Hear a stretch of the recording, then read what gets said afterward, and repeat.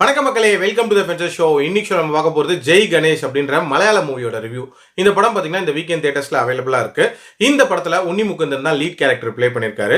ஒரு super hero ஃபிளேவரில் அமைக்கப்பட்ட ஒரு இன்வெஸ்டிகேஷன் த்ரில்லர் அப்படின்னே சொல்லலாம். இந்த படத்தோட கதையை பொறுத்த வரைக்கும் உன்னி முகுந்தன் ஒரு பைக் ஆக்சிடென்ட்ல சில வருஷங்களுக்கு முன்னாடி தன்னோட கால்களை இழந்துருவாரு அப்படின்னே சொல்லலாம். நடக்க முடியாத ஒரு சூழ்நிலையில இருப்பாரு. அந்த டிசபிலிட்டியோட அவரோட வாழ்க்கையை வாழ்ந்துட்டு இருக்காரு. அண்ட் ரொம்பவே ஒரு ஃப்ரஸ்ட்ரேட்டட் ஸ்டேட்ல எப்பவுமே இருப்பாரு அப்படின்னே சொல்லலாம். ப்ரொஃபஷன் வைஸ் அவர் வந்து ஒரு டிவி சேனல் டிசைனரா ஒர்க் பண்ணிட்டு இருக்காரு. பட் அவரோட ஒரு ஓன் காமிக்கை கிரியேட் பண்ணணும் அப்படின்றத அவரோட ஆசை.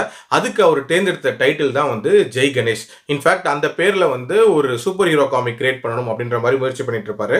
ஆல்சோ அந்த ஜெய் கணேஷ் அப்படின்ற பேர்லயே வந்து நிறைய துப்பறியும் வேலைகள்லாம் பண்ணிட்டு இருப்பாரு. அதாவது அவருக்கு ஹேக்கிங் ஸ்கில்ஸ் அப்படின்றது பயங்கரமா இருக்கும். அதை யூஸ் பண்ணி நிறைய கேஸ்களுக்கு துப்பு கொடுக்கறது அப்படின்றது பண்ணிட்டு இருப்பாரு.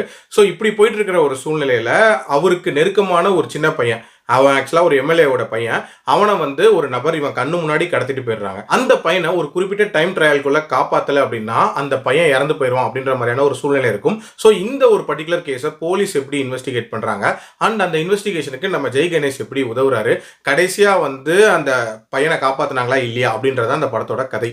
இந்த படத்தோட பாசிட்டிவ்ஸை பொறுத்த வரைக்கும் எனக்கு முக்கியமான பாசிட்டிவா படுறது அந்த டைம் ட்ரையல் இந்த படத்துல வரும்ல, அது ரொம்பவே வந்து இன்ட்ரெஸ்டிங்கா ஒர்க் அவுட் ஆயிருந்துச்சு அப்படின்னே சொல்லலாம். அதுலயும் அந்த டைம் முடிய போற டைம்லலாம் நிறைய பரபரப்பான சம்பவங்கள் அமைச்சிருப்பாங்க. அது எல்லாமே ரசிக்கிற மாதிரி தான் இருந்துச்சு. அதே மாதிரி அந்த ஜெய் கணேஷ் அப்படின்ற அந்த சூப்பர் ஹீரோக்கான போர்ட்ரேலுமே வந்து இந்த படத்துல ரொம்ப நீட்டாவே இருந்துச்சு அப்படின்னே சொல்லுவேன். ஆல்சோ இந்த படத்துல அந்த இன்வெஸ்டிகேஷன் போர்ஷன்ஸ் இருக்குல்ல, அதுவுமே வந்து ஒரு மாதிரி கிரிப்பிங்கா தான் நகர்ந்துச்சு.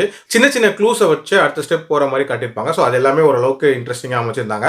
அண்ட் உன்னி முகுந்தனை பொறுத்த வரைக்கும் ஒரு டிசபிலிட்டியோட சர்வை பண்றது அப்படின்ற அந்த கேரக்டரை ரொம்ப நீட்டாவே ஸ்கிரீன்ல கொண்டு வந்திருந்தாரு அப்படின்னே சொல்லலாம். டியூரேஷன் வைஸ்மே ஒரு 2 மணி நேரத்தில் முடிகிற படம் தான். ஒரு குயிக் வாட்சாவே பார்த்துடலாம். நெகட்டிவ்ஸை பொறுத்த வரைக்கும் பார்த்தீங்கன்னா என்னதான் டிசபிலிட்டி இருக்கக்கூடிய ஒரு ரோலை இவர் நல்லாவே எடுத்திருந்தாலும் ஒரு சில இடங்கள்ல ரொம்ப எக்ஸ்ட்ரீம் எமோஷன்ஸை வெளிப்படுத்தினாரோ அப்படின்ற மாதிரியான ஒரு ஃபீல் இருந்துச்சு.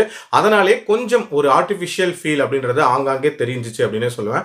அதே மாதிரி ஹீரோயினான மகிமாவோட ரோலுமே பார்த்தீங்கன்னா ஆரம்பத்தில் பயங்கர பவர்ஃபுல்லான ஒரு ரோலா ஸ்டார்ட் ஆகுது. பட் போக போக அதுவுமே டைல்யூட் ஆயிடுச்சு அப்படின்னே சொல்லலாம். ஆல்சோ ஒரு இன்வெஸ்டிகேஷன் த்ரில்லர்ல நிறைய புதுமையான விஷயங்கள் ரீசெண்டா பண்ணிட்டு இருக்காங்க. ஸோ அந்த மாதிரியான புதுமைகள் அப்படின்றதெல்லாம் பெருசா அந்த படத்துல இல்லவே இல்லை. அண்ட் இன்ஃபேக்ட் பெரிய லெவலில் ட்விஸ்ட் அண்ட் டர்ன்ஸுமே இல்லாத ஒரு த்ரில்லராக தான் இருந்துச்சு அப்படின்னு சொல்லுவேன். பட் ஓவரால் ஒரு டீசென்டான வாட்ச் தான். என்னோட ரேட்டிங் இந்த படத்துக்கு 3 out of 5. அடல்ட் கண்டென்ட்லாம் இல்லை. ஸோ தாராளமாக பார்க்கலாம். மீண்டும் அடுத்த விமர்சனத்தில் சந்திக்கிறேன். நன்றி, வணக்கம்.